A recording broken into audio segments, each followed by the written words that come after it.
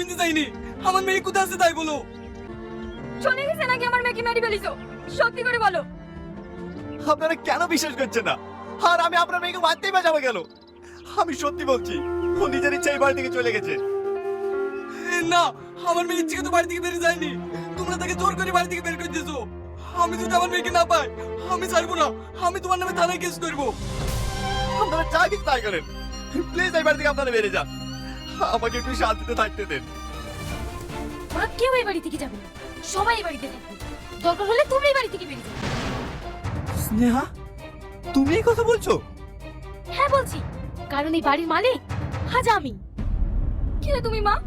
তোমাকে আমার খুব চেনা চেনা লাগছে। তুমি কি আমার সেই সালমা? হ্যাঁ, আপনি ঠিকই ধরেছেন, এটাই আপনার মেয়ে সালমা। দুঃখিনী কেন মডার্ন বন্ধুরা, নাটকটি আপনারা অনেকেই দেখেছেন অথবা অনেকেই দেখেন নাই। আজকে এই নাটকের টিভিতে কিছুটা শর্ট আমি দেখাইলাম। এখন এই নাটকটি দেখতে হলে আপনাদেরকে পলিগ্রাম চ্যানেলে যেতে হবে। আর বন্ধুরা, এই নাটকটিতে অভিনয় করেছে টনি, সালমা, তাদের পলিগ্রাম টিভি চ্যানেলের সকল অভিনেতারা। আর বন্ধুরা, এই নাটকটির নাম হয়েছে দুঃখিনী কেন মডার্ন। আর আমি জানি অনেকেই এই নাটকটি দেখে ফেলেছেন।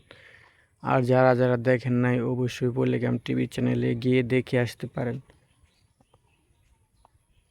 আর বন্ধুরা, দুঃখিনী কেন মডার্ন বন্ধুরা, টনি সালমাকে অনেক ভালোবাসতো, কিন্তু সালমা হঠাৎ মডার্ন হয়ে যায়।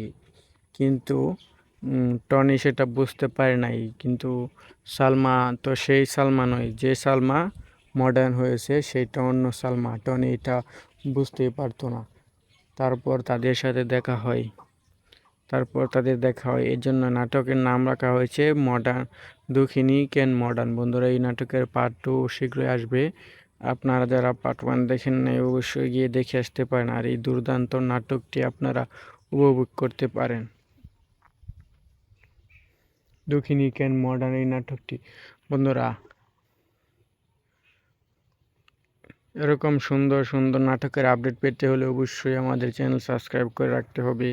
আর ভিডিওটিতে একটি লাইক দিয়ে রাখতে হবে।